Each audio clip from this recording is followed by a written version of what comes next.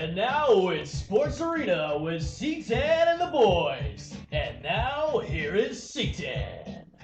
The one game on last night of all sports, it was boring. Almost wanted to read a book. Could have read your ESPN book. Are you done with that? Yeah, I'm done with that. Okay. Hey, who left the Favre book at work? Oh, that was you? Oh, yeah. Oh, Jose's grandpa died Right. and gave it to him. And he gave it to me. Dolphins just came off a bye week. And if you're a Jets fan, do you feel any better? No. I do. We destroyed. We Well, beat the we kind of we won. beat the Dolphins. The Jets, they got a lot. They got. Turn that off. Turn that off. I don't want to hear it. You They barely made beat the Linda Dolphins cry. last night. I know, it was a really sloppy Marshall game. should have won. Got caught a few touchdowns, but Jets got a lot on their hands. They got the Chargers coming. They play the Besides- Bills. They play the Patriots. But here's the other thing: the Jets have lost their identity. They're used to being physical on defense, running the ball, and you got questions on Mark Sanchez now. Is he a franchise QB? And just because he throws it to Santonio Holmes, and Santonio Holmes breaks 9 tackles, Yeah. doesn't mean Sanchez is a QB. No, because you're playing the Dolphins. No, but Even in a different team, like if he's throwing it to Santonio Holmes, I see what he's saying. Like does he do the same thing if it's just Plax as his star receiver there? No. No. Is he doing that? Who even used to run there? Like Thomas Jones, no, not run, but who was the receiver? Braylon Edwards. No, like Jeremy Cotchery. Yeah. Yeah. Yeah. But for Sanchez, the question is he a franchise QB? He's won in the playoffs, but he's in the perfect position. All these young players, Cam Newton, Andy Dalton's in Cincinnati with nothing, and he's doing good. Mark Sanchez and the UC fans will tell you this. He only played 1 season. Yeah. He's not equipped to anything. Played a pretty mediocre season with USC too. I mean, they were supposed to. That was before the sanctions happened. He was supposed to be able to do something, and He's had a mediocre season every step of the way ever since he's gotten the NFL. I mean, you think by now in his 3rd season, he'd be not as shaky as he looked in the pocket. He'd be all over this place, but like he still looks nervous. So, I mean, it's either put up or shut up this year. But he's in the perfect position, though. He's in the right city, Yeah. the right team, but it's because they've lost confidence in him. Is he going to be one of those Drew Brees, the Peyton Mannings, give him the ball at the last play? Are they going to say, Sanchez, you take it, and you lead our team to victory? I mean, he has done that in the playoffs. No, he has not done that during the playoffs. well, I don't know if it was him. It was Well, the running game and that defense Yeah. that helped him. People are giving way too much to Mark Sanchez because they say he's won the games of the playoffs. Well- He didn't technically win, though. Okay. Well, I mean, here's the thing, though. With that, it's head coaches and quarterbacks. They always take the hit. And unless, like, the defense gives up 48 points or something, then the defense kind of gets punched. Well, in the this mouth, proves but- he's not a leader. Sanchez is not a Right. leader. Right. That when Santonio Holmes, he questioned the offensive line. The offensive line questioned Mhm. Santonio Holmes. And then there was a question to Rex Ryan. Should Mark Sanchez be upfront about this? Mhm. And Rex Ryan's the one that's taking the blame. When the coach is taking more blame than your quarterback, there's something wrong there. There's something wrong in that locker room. Mhm. No, I mean, he's You gonna It's, fit? it's something you got to look into after the season's over, depending on how well they do. Well, the season's not over yet. Though. Exactly. I mean, if they make the playoffs again like they did the past 2-3 seasons, it's hard to it's dog hard. him. It's hard to dog him. It's hard to dog him. But yeah. you know, it's something you have to look at after the season's over once again. But of course, it's the season's not over yet. We're halfway through. I mean, we're not even halfway there. It's week 7 now. Yeah. And so, I mean, it's you can't pull the trigger yet and be like, okay, we need to get rid of Mark Sanchez. Well, the Dolphins are already pulling the trigger. Well, They Chad should go Henne's after injured. Andrew It's like- Luck. Well, and from the Dolphins, They either need Andrew Luck or they actually need Luck. from Yeah, the where's Dol- that? Where's that audio? From the Dolphins' standpoint, you need something. Because Matt Moore is not going to do it. Even with Chad Henne in there, Henne wasn't even going to do it. They're So, desperate. What do the Dolphins need? CJ? They need Andrew Luck or Luck. Thank you, Jake. That's too late. I mean, if they were smart, the Dolphins would just, say screw the season and go for Andrew Luck. I mean, that's their best bet. I mean, But how do you feel about that? You just tell your team, you know what? Lose. You guys are You crap. can't say Don't that. even do anything. We Sperano's want on Andrew his Luck. way. Sperano's on his way out anyway. You gotta play though. It's Well, not yeah, like you the gotta Lions. play. It's not like the Lions win it every week. We want to be the only 0-16. I mean, honestly, team do you ever. really think the Dolphins are going to win more than 4 games? No, not No, more than exactly. 4. I mean, what about Indy? Indy, I think they might. What? Let's go. They've been looking hold okay. on. They look okay. Hold on. Let's go over the teams that are in the running. Got the Dolphins right there. Chiefs. Matt Castle might not be there next year. Yeah. You know. He's The questionable. Colts. Payne's gonna come back. Possibly Carolina, but they'll trade for that. St. Louis. They just got Brandon Lloyd. Sam Bradford's there. He's hurt, but if they even got it, they would trade it away. So I mean, the only teams that can really possibly is the Dolphins. Chiefs, there's a possibility. If they keep on playing. It's how much trust they put in Matt Castle. Well, he's gone What's after he- next season. Yeah. Last season, after Charlie Weiss left, that True. offense is Different confused. System. Different system. You're right. Carolina would be out of it. I mean, Cam Newton's going to be back next year to start. I mean, they're a team in rebuilding again. I mean, I don't see Steve Smith coming back as a wide receiver there. So I do. You do? Him and Cam Newton are pulling strings together. It's that defense they need help with. I mean, you can even look at the Browns. I mean, No, they're not gonna get. No, they're in Colt McCoy's. That's If the cool. Browns need anything, they need a running back right now. well, your two best bet would be Miami and Indianapolis. Yeah. If Indy goes for him, you have him under Peyton Manning for a couple of years, and when Manning's done, boom, he's ready to go. I mean, look what Aaron Rodgers did with Brett Favre. I Hmm. mean, Do you think Peyton will be able to let go?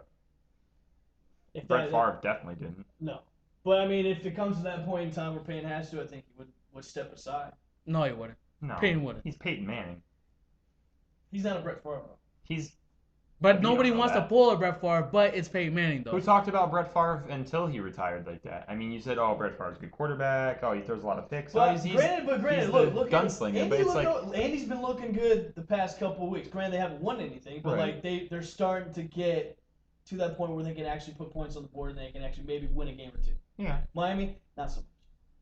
And you're right. I mean, because Matt Moore's not going to win him games. Curtis Painter knows the system. Yeah. Matt Moore, he's bounced around all kinds of teams. And, He was Carolina last year.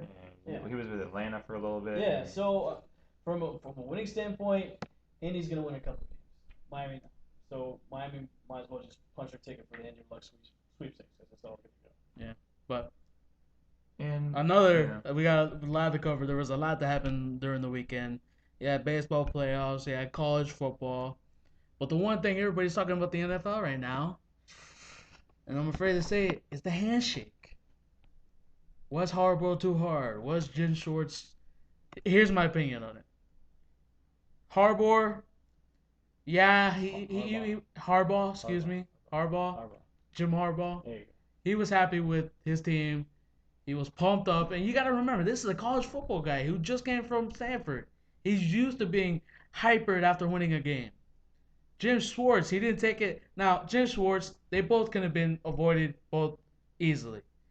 Harbaugh could have put down his emotions. Jim Schwartz, just walk away from that. Just walk away. Don't let it get into you. Because the players look up to you. But here's the thing. The players, I believe organizations are looking for these types of coaches. For coaches that have personalities and players would want to play for them. Mm-hmm. Like the 49ers players, they want to play for Harbaugh. Yeah. And the Detroit Lions, and this handshake controversy is taken away from what actually happened in the game. The 49ers are 5-1. It was a good game overall. It was a really good game.